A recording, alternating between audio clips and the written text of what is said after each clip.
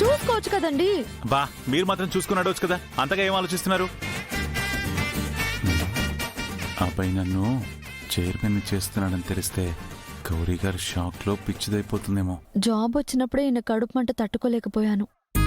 ఏకంగా vice chairman పదవి వచ్చిందని తెలిస్తే ఏమైపోతాడో ఏమో. చెప్పేస్తే ఒక పని అయిపోతుంది. శంకర్ గారు, మీకు ఒక విషయం చెప్పాలి. నేను కూడా మీకు విషయం చెప్పాలండి. అవునా? అయితే ముందు మీరు చెప్పండి.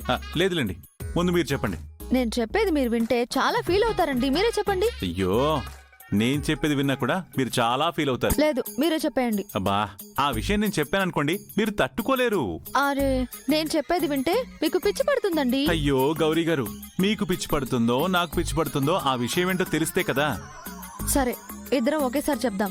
Okay, ready? 1 2. అబ్బాయి నన్ను చైర్మన్ చేసింది.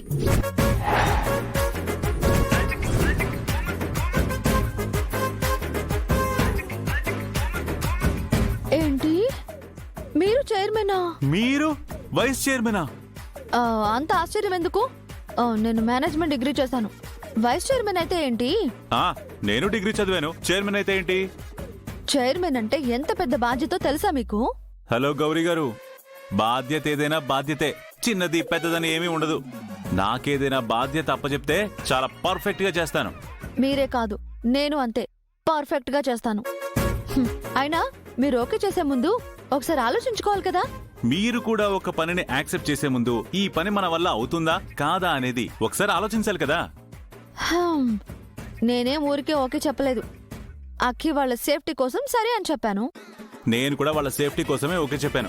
లేకపోతే చైర్మన్ సీట్ కి సంబరపడి ఓకే చెప్పాను అనుకుంటున్నారా ఏంటి? సరేలేండి, మొత్తానికి ఏదో అనుకుంటే ఇంకేమో జరుగుతుంది. కథ ఇంకా ఎన్ని మలుపులు తిరుగుతుందో ఏంటో. సర్లేండి, నేను వెళ్ళి రెడీ అవ్వాలి. అభి నన్ను రెడీ చేస్తా అన్నాడు. తప్పండి. అయ్యో, అక్కి కూడా నన్ను రెడీ చేస్తానని చెప్పింది కదా, నేను వెళ్ళి రెడీ అవ్వాలి.